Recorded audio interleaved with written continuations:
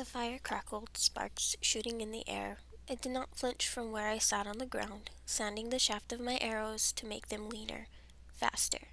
The work was not necessary, but it kept my hands busy and my mind silent. A corner of my mouth tilted in a mocking smile. Just a few months ago I had been studying in the chamber of reflection, and now I was preparing my arrows to slay a monster. Xiang Liu, the nine-headed serpent, had fled the immortal realm to the world below. It plagued the nearby villages, flooding their rivers and snatching up victims to feed its insatiable appetite. While mortal warriors had long tried to bring this creature down, they were no match for its strength and cunning. I wondered why the celestial emperor had waited till now to send his forces, just as he had let the sunbirds roam unchecked for so long. I did not think it was a conscious cruelty, but rather a detached triviality which a mortal might view the life of an insect, unable to comprehend its suffering. It wasn't only the emperor. Many immortals shared this view. Perhaps I might have been like them if mortal blood did not run through my veins, if my thoughts of my mother and father were not entwined with this place. I stared at the mountain that rose from the ground. Shadow Peak, this place was called. In the fading light, the dark rock glistened as though coated in a layer of grease. This was nothing like how I imagined the mortal realm would be when I had gazed from above. No glowing lanterns, no laughing children, not even a single tree to adorn the barren land. Just a tautness in the air akin to the moment a storm breaks. I shifted on the ground, the metal pressing against my shoulders and ribs. Shu Zhao had not exaggerated its weight. It struck me as a bad joke that I was now clad in the same armor which had roused such fear in me before. But this was my choice. I thought back to the night I had left the courtyard of eternal tranquility. Determined not to delay any longer, I had sought out General Jian Yun and accepted his offer to join the Celestial Army. Excellent. He had smiled then, a rare occurrence. Have you informed His Highness? He knows. My nerves had been too frayed to traverse the winding path of courtesy. I bowed to him again, hoping the gesture would take the sting of my next words. General Jian Yun, I thank you for this opportunity, but I have a few terms. Oh? The single syllable somehow conveyed both indignation and amusement at my temerity. I don't need an official rank or remuneration.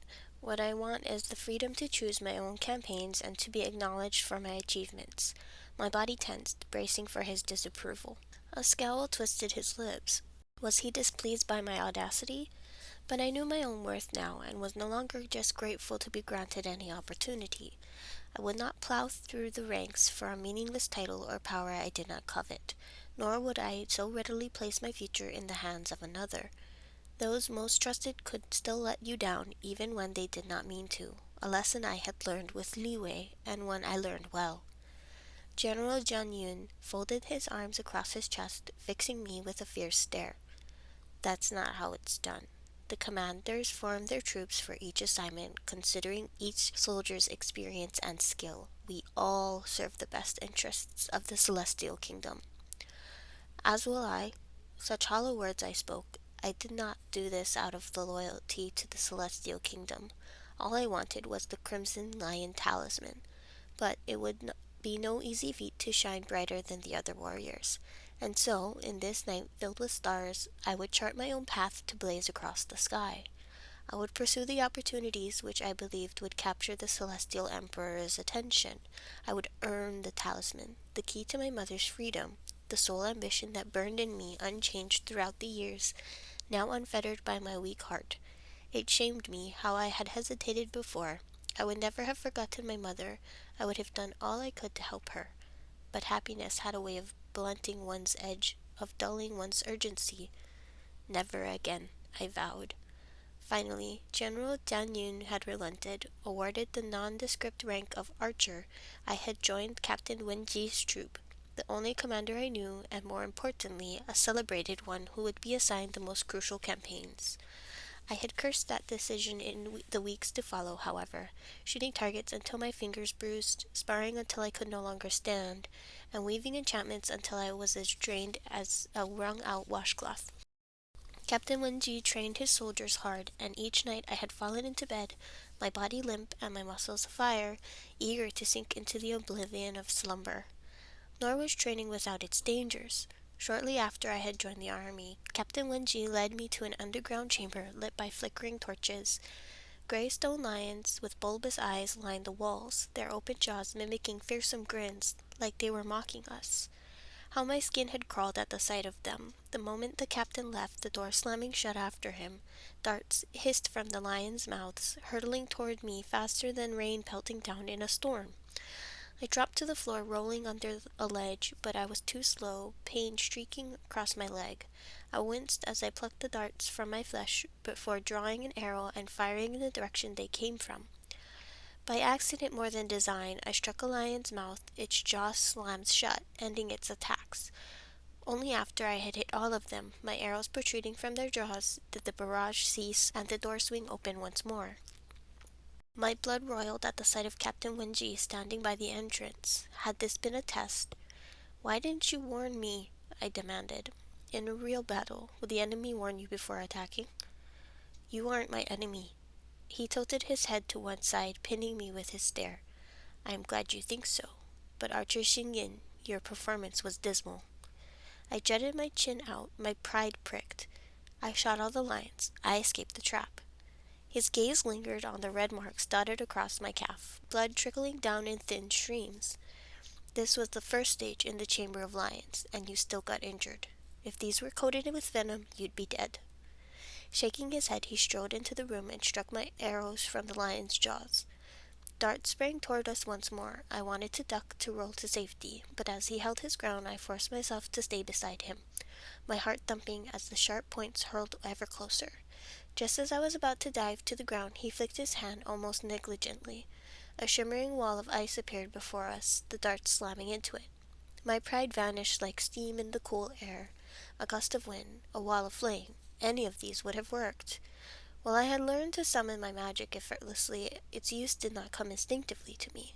Perhaps I had managed without it for too long. When attacked, my first instinct was to retaliate with my hands and feet. Like a mortal, I thought silently, true to my roots. His voice hardened. "The most powerful warriors are proficient in both combat and magic. You wouldn't survive long on fighting skills alone, nor can you rely on just magic. If you did, you would soon find your energy exhausted. A most dangerous circumstance. No matter what is happening, keep a clear mind to judge when to use your power for greatest impact, but don't hesitate to use it when necessary." His words struck me. Eager to prove myself, I had returned to this chamber on my own. Each time the traps had been a little harder. Sometimes spikes shot through the ground or fire erupted from the walls. I ended the sessions sore and bruised, blood dripping from my wounds. It was only later that I learned the Chamber of Lions was reserved for the army's most skilled warriors. While most had taken months, a year even, to master every trap, it took me a matter of weeks. And I was stronger, faster, more powerful than I had ever been. But was I ready for what now lay ahead? I stared at the dark mountain, trying to quell the queasiness that rose in me, wondering if I had made the right choice in coming here. My first battle against a monster so fearsome, its very name cowed immortals into silence. Someone approached, footsteps treading over the earth. I was glad for the distraction from my bleak thoughts. "Archer Xingyin, I've been searching for you." Captain Wenji sank down beside me. "There are things you should know of Xiang Liu." I started to rise to greet him, but he gestured for me to remain seated. When we were alone, he often lapsed into such informality, rare in the Celestial Army, governed by rank and hierarchy. Was it because we had bonded at the banquet when he lent me his strength at the moment I most needed it? Or was he at ease with me because I held no official position here, seeking neither his favor nor approval? "Of Xiang Liu's 9 heads, you can only strike one," he said abruptly. I stilled my fingers curling around the arrow. "What do you mean?" "The core of its power lies within its 5th skull, the middle one." He stared into the flames. "If we were anywhere else, we could attack it with magic. However, on this mountain our powers are bound." I had been warned about this. When I had tried to reach for my energy here, it darted away just like it had when I was untrained. Is this some enchantment? He shifted, the leaping flames throwing shadows across his face. "No one knows. We only discovered this place when we hunted Xiang Liu here. The serpent is both ancient and cunning. Maybe it knew it would be safe here." Can't I shoot all its heads until I get the right one? My flippancy disguised my unease. The thought of 9 jaws gnashing their fangs at me sent a chill through my bones. If that were so, we could just get a dozen archers and blanket it with arrows. Xiang Liu would be long dead and we wouldn't need you. Why don't you then? I retorted, irked by his words. Its other heads are invulnerable. Striking the wrong one only antagonizes Xiang Liu, raising its suspicions and making our task harder. The last time we were forced to retreat once our archer was incapacitated. But with every battle we learn more about our enemy. I stared at him in surprise. I had not realized they had tried before. Perhaps only victories were flaunted, defeats swiftly buried. Is its fifth head any different from the others? I asked. It's not covered in scales as the rest, and its skin is almost like ours. To destroy Xiang Liu, you must hit its eyes clean through the skull. He paused. Unfortunately, its eyelids can't be pierced by any weapon, at least none of which we know of. I can only shoot its eyes when they're open? I repeated numbly. A terse nod. Xiang Liu protects itself well. From what we gathered the last time, these eyes only opened when it struck with acid, its most powerful attack, and even then for the briefest of moments.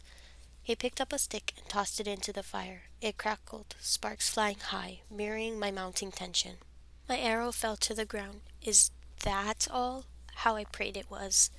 He nodded, as though this were a simple matter of hitting a target from 10 paces away. Why didn't you tell me this earlier? I cursed myself inwardly for not seeking more information before. I had not cared enough then. However, tonight, I found I was not so indifferent to my own survival. Don't doubt yourself. Xiang Liu won't escape this time. We have all we need, he said with calm assurance. And what might that be? I asked a little suspiciously. 2 archers, he quipped.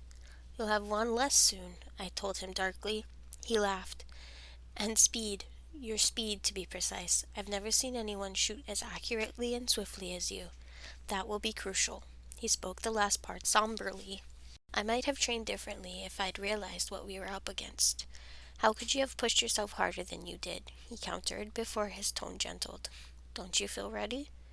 My mouth twisted into a grimace. More than my fear of the serpent, I did not like this feeling, that I was a chess piece played to his whim. Told what he believed I should know, positioned where he thought I should go. Such was the hierarchy of command, as Shuzhao had warned me, but I was no powerless recruit.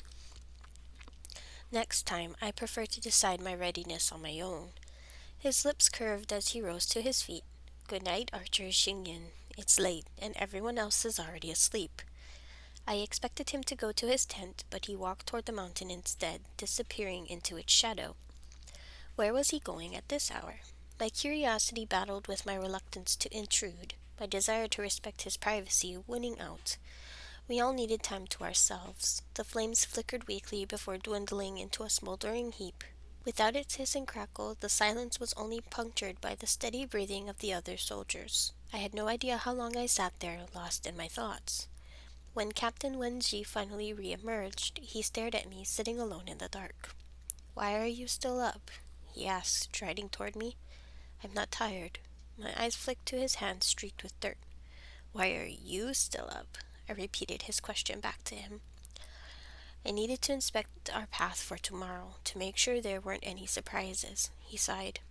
Get some sleep. Tomorrow we have a steep climb and a hard fight. I left him, then, to find my place on the ground. The nights were the hardest.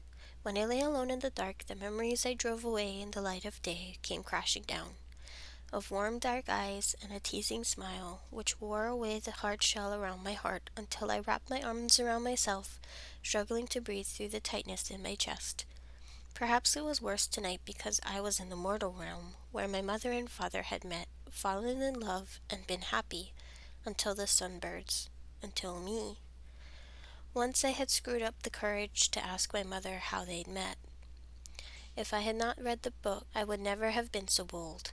But it was so with all knowledge, having just a little left with a greater thirst, and I had found that she did not mind speaking of her mortal past. It was the memories that came after which she shied from. Sometimes I felt there were 2 parts of her, the mortal and the immortal, of which the former belonged to my father and the latter to me. She had glowed at my question, a flush rising to her cheeks. We grew up together in a village by the sea, she told me. He was a clever one, the fastest runner and the quickest with a bow. It was no surprise when the soldiers came for him just after he turned 17, recruiting him to join them. He did not complain, only hugging his mother as she wept over him. I tried not to cry too, though we loved each other. Before he left, he promised he would come back for me. For 5 years I waited. Sometimes I thought he had forgotten me along his path to greatness, but he did not. A cloud had fallen over her face then as she pressed trembling lips together. There was no need for her to say aloud what we both know, that they had parted, more irrevocably than if my father had a change of heart and never returned, with the entire sky between them now. With a sigh, I stretched out on the cold ground. Everyone else was asleep, just as Captain Wenji had said. I still ached, though no longer for my loss alone. My parents had been torn apart as a peach twisted into two halves. Their love was intact, and yet they could not be together. Was that worse than the inevitable finality of death? I did not know. I thought bitterly that, unlike me, at least my mother had married her love. He had been true to her, and she to him, until the fateful day she had taken the elixir. Was this where all paths to love led? Heartbreak, whether through separation, betrayal, or death? Was the fleeting joy worth the sorrow that came after? I suppose it depended on the strength of the love, the memories made, which seemed enough to sustain my mother through the decades of her lonely vigil.